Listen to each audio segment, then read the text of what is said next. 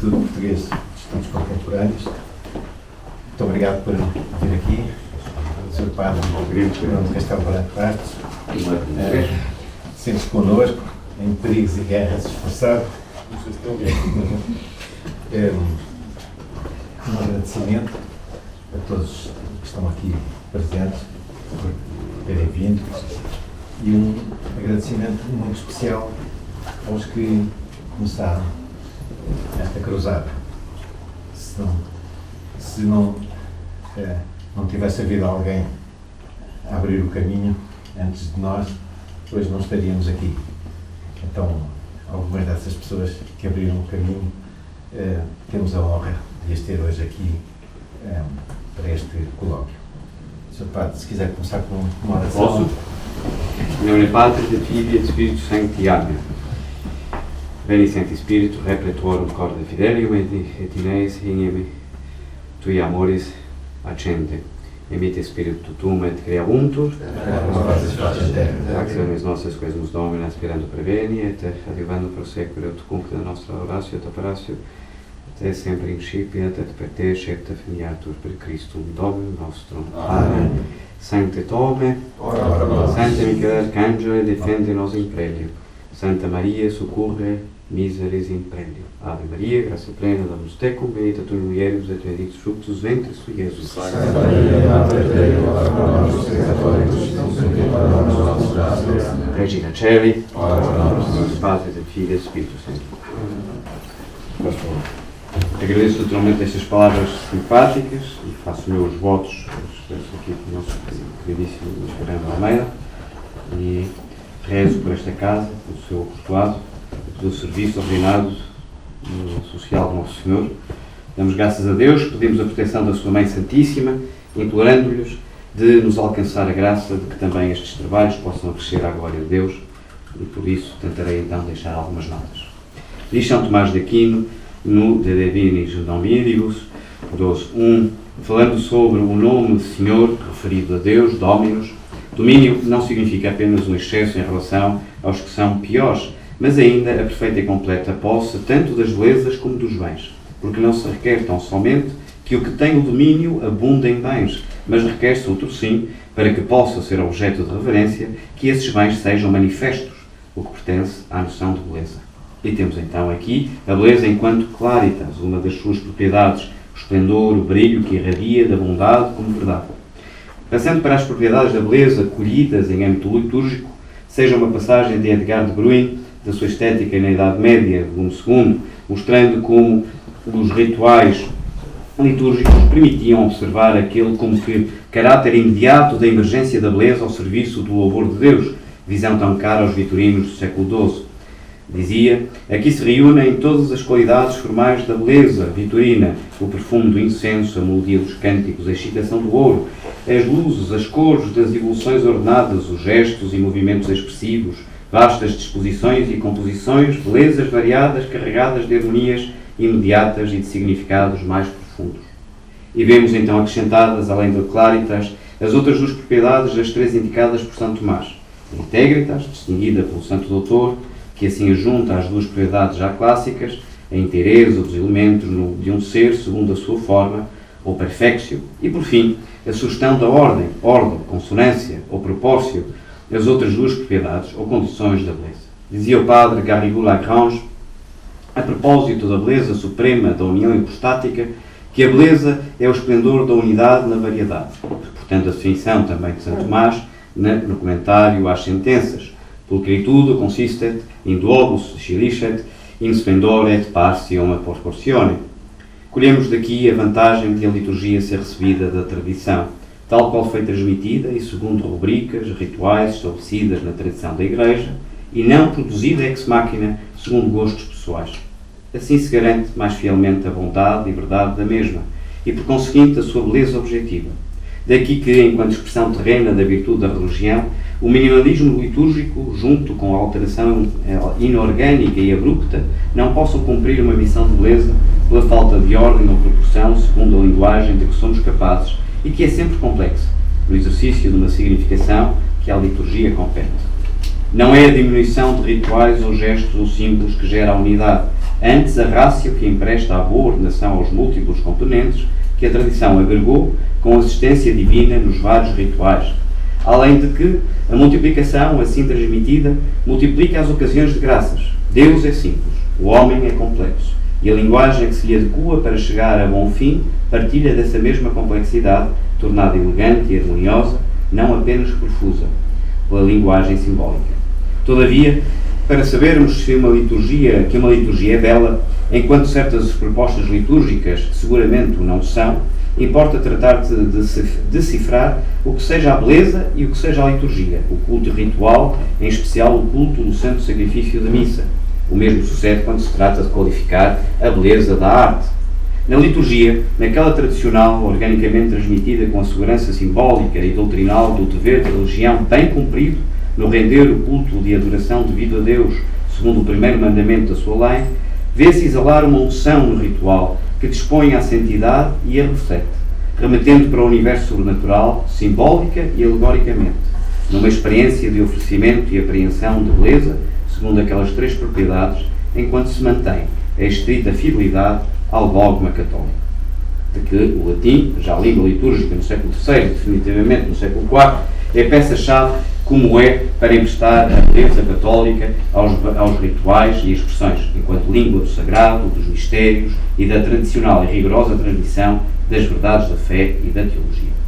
Daí o seu manifesto esplendor, a sua ordenação ao fim sacral de adoração e elevação a Deus, e para conservar esta ordinácio ad finem, a conservação ciosa das suas partes e rituais, no intuito de reverente, mais perfeito cumprimento dos deveres da religião. A beleza suscita deleite, isto é, uma prazenteira perfeição da vontade, do apetite, por meio do intelecto teorético, enquanto este, apreendendo a verdade do bem, num ser determinado, conduz a vontade a um certo prazer, que é o repouso da vontade. O conhecimento do bom como verdadeiro torna-se ele próprio desejável e aquieta a vontade. A verdade do bem é assim tornada bem contemplado e possuído. A bondade de algo, uma vez vista, apreendida como verdadeira, logo agrada. Definição de beleza, segundo Santo Tomás. Na definição ex post, segundo o efeito próprio da beleza, a afirmação de Tomás de Aquino, que belas são as coisas que a visa placent. Suma Teológica, volume 1, questão 5ª, artigo 4º, ad 1. Ou que belo é id cuius ipsa appreensio placet. Primeira e segunda, questão 2, artigo 27, ad 1. Não exatamente o mesmo, não significa o mesmo dizer já id quod placet. A expressão usada por Jacques Maritain é um pouco diferente, pois se deixa em aberto o que seja de algum modo idealista, eventualmente, e subjetivo, o que seja a determinação, que pode ser relativista, deste id. Diferente é dizer quae visa placent, de dizer id quod placet. O visa é precisamente o centro da definição de beleza. A apreensão, a contemplação. Premissa é a da nossa não difícil experiência, para quem tenha tido a dita de assistir a uma missa solene ou pontifical em rito tradicional.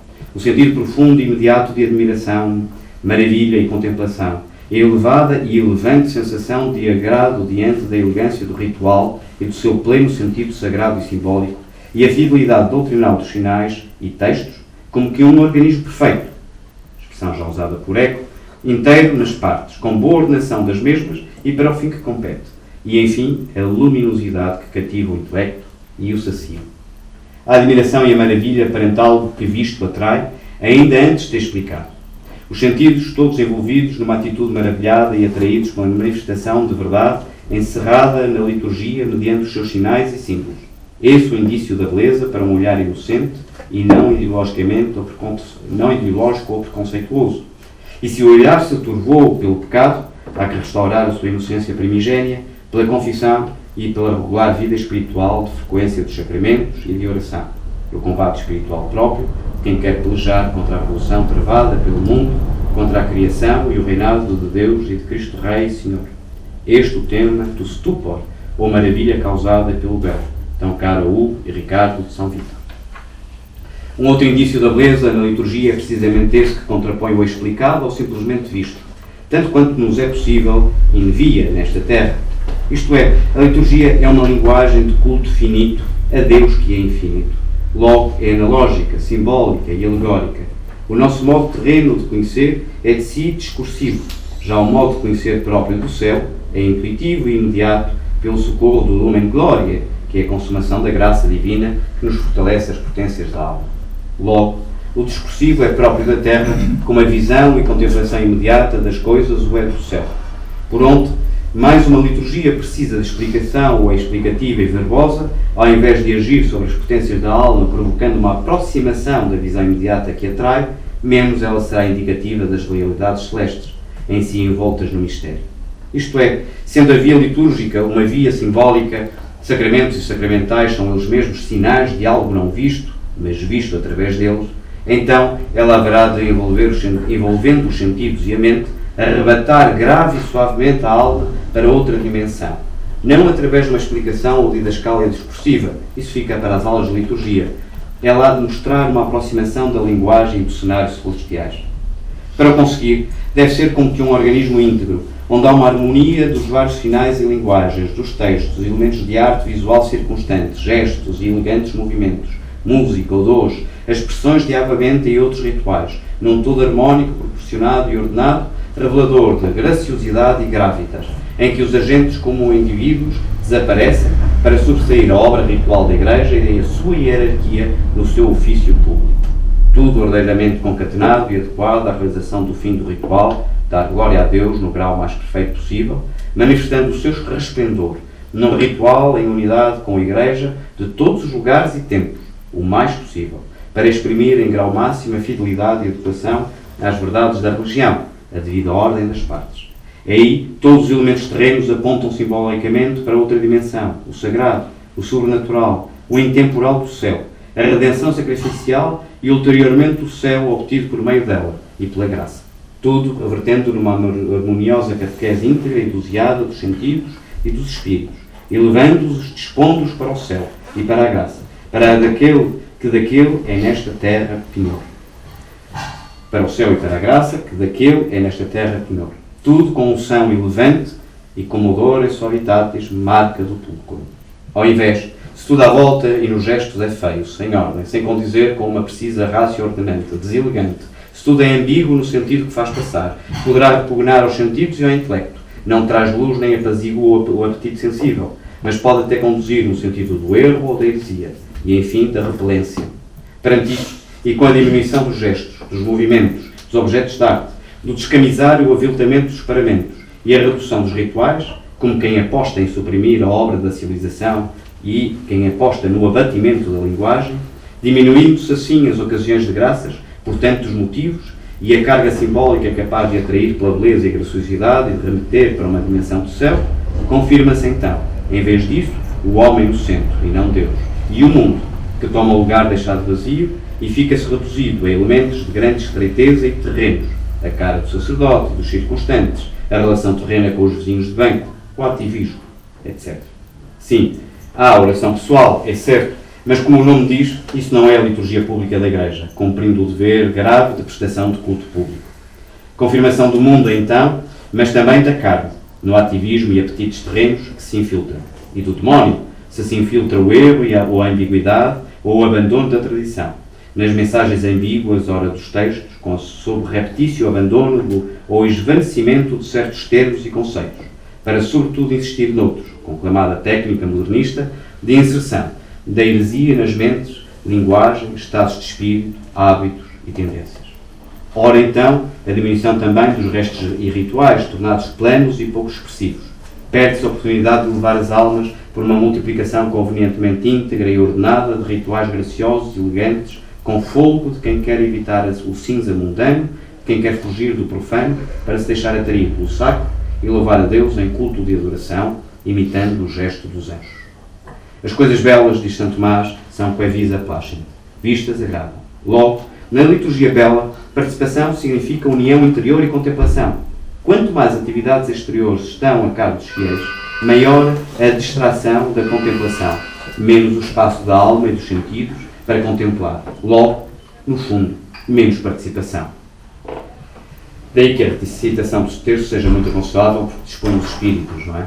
Sem os pôr agitados, dispõe os espíritos para seguir a liturgia, expõe as almas e sublima os mistérios que se está a presenciar, sempre, além de que estar de acordo com a tradição da Igreja, e foi confirmado pelo magistério. A recepção dos terços é uma boa prática para, justamente, levar à justa participação durante a assistência ao santo sacrifício da missa. Uma liturgia que como que mostra a esta terra e atrai sobre ela o céu e os bens celestiais. Uma liturgia de atos naturais que revela e chama à realidade sobrenatural. Uma porta aberta sobre as delícias e a beleza das coisas celestiais, mostrando a realidade que a Santa Missa é, de facto, uma porta para o céu. Na liturgia tradicional, assim, pela fulgurante beleza da sua verdade e bondade, o céu invade a terra, enquanto numa liturgia defeituosa, a terra tende a expulsar o céu, e o pouco de bem celestial que haja nas almas pode ir definhando ou não avança. Não, pelo menos, pelos dotes objetivos falhos de uma tal liturgia. Daí o atrativo da expressão missa de sempre, intemporal, e remetendo para o sagrado algo que é imune ao tempo e o sacraliza. Desde logo, é necessário sublinhar que a noção de belo é objetiva e não subjetiva. Aquilo que, uma vez apreendido, agrada, denota não tanto uma relação com o sujeito cognoscente, como dizia Eco, mas mais precisamente uma relação com o conhecimento de um sujeito, com a potência intelectiva de um sujeito, na medida em que este apreende a manifestação luminosa do bonum enquanto verdade, a qual é independente do sujeito, porque o conhecimento da verdade é, sabemos, a adequatio intellectus ad rem. E a beleza depende dessa verdade, porque trata-se de uma atenção do bonum enquanto verdade. Portanto, a extensão, temos a relação do bom, enquanto transcendental, à potência inflectiva. E, portanto, à verdade. Isto mesmo resulta da quarta via de Santo Tomás, segundo a qual provamos a existência de Deus pela existência de uma hierarquia de perfeições nos seres, sejam elas o grau de participação do ser, a verdade, a bondade ou a beleza, que é uma perfeição. Tudo indicando a necessidade de um ser onde tais perfeições existem no estado máximo, que delas seja causa e exemplo primeiro. Entre essas perfeições, a beleza, enquanto determinação que qualifica o transcendental bonum. Assim, toda a beleza terá origem, causa e exemplo em Deus, logo fora do sujeito que conhece. Essa objetividade resulta ainda da própria definição de belo, enquanto aquilo que uma vez visto, apreendido, agrada. Isto é, o belo é um bem enquanto em relação à apreensão pelo intelecto, uma vez manifestado aos sentidos, se trata de um bem, de um objeto material. Já que o que agrada é objeto do apetite, que tem por objeto formal o bem. Assim como o bem é objetivo, assim também o belo, que é convertível no bem. Ad invicem includunctor. O belo não é outra coisa senão o bonum na sua relação com a potência cognitiva, que a ele se conforma, apreendendo a sua verdade, apreendendo a sua verdade,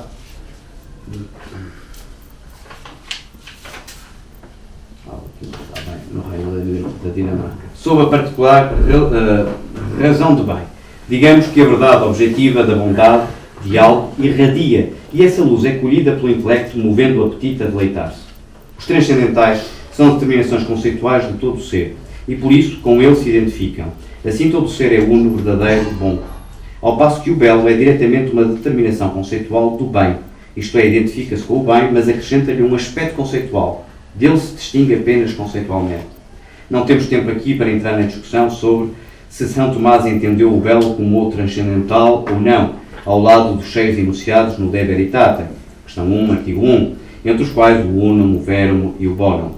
É uma discussão interessante que tem animado vários meios filosóficos. O tema tem provocado o estudo de importantes obras medievais, entre as quais as do Pseudo-Dionísio, Boécio, Avicena, Hugo de Ricardo São Vivítor, Filipe Chancellère, Alexandre de Alves e Jean de La Rochelle, São Tomás de Aquino e depois os seus comentadores.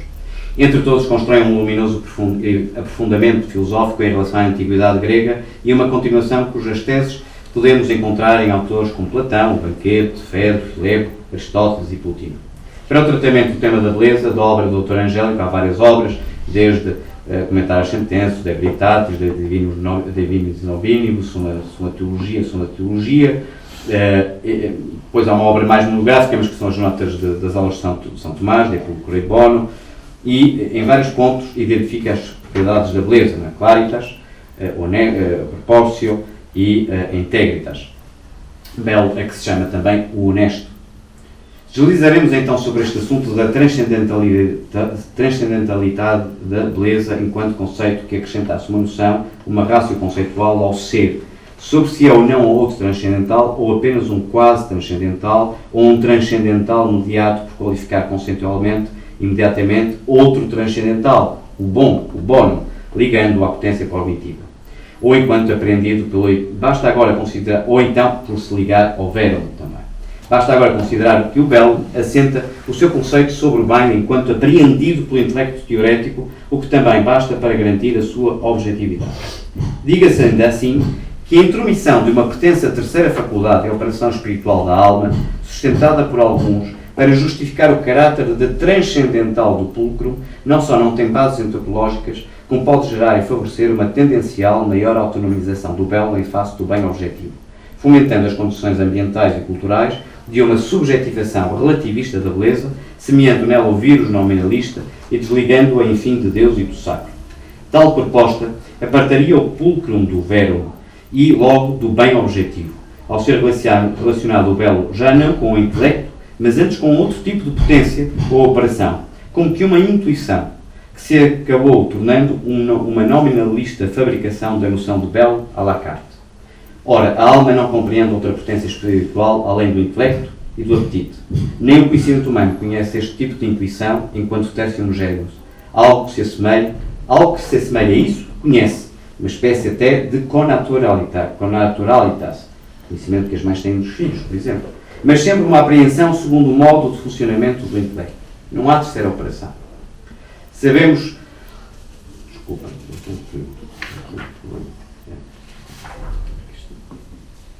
Exatamente.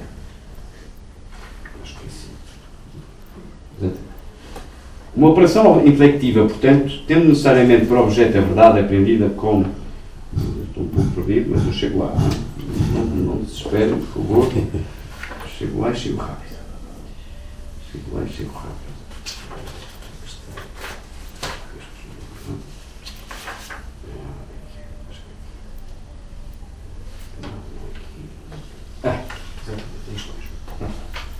Por conseguinte, a beleza da liturgia sempre sofrerá quando se atenta contra as propriedades objetivas da beleza.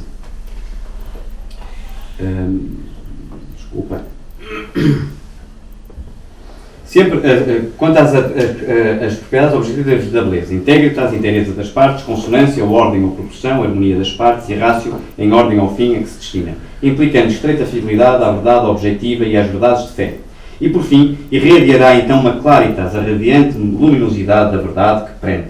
De facto, ao bem, a beleza acrescenta uma nuance conceitual, o que é bom ao manifestar-se, de certo modo, manifesta o seu caráter de bondade, o que vem irradiar uma forte iluminação, uma claritas, mercê da inteireza e perfeição, integritas perfectio, da harmonia e da boa ordem que exime, consonância, proportio, ordem, capaz, enfim, de prender o intelecto e satisfazer o apetite, mas fundada na objetividade do que é bom e verdadeiro. Bonum e pulcrum são convertíveis. Se são convertíveis, então, a nota segundo a qual bonum ex integra causa malum a qualibet defectum é também aplicável reciprocamente ao pulcrum. Ou seja, tudo que contém atentado à verdade acaba por exalar fialdade, por algum lado, expondo assim o seu erro e maldade, e a experiência comum revela-o mais cedo ou mais tarde, após o teste do senso comum ou do bom senso. Sabemos, por exemplo, que num edifício basta uma brecha pequena para que se comprometa a sua integridade. Por essa brecha entra a ruína no templo. Assim também, o juntar de órgãos extraídos de vários homens jamais poderia criar um organismo vivo e ordenado a que coubesse o nome de homem.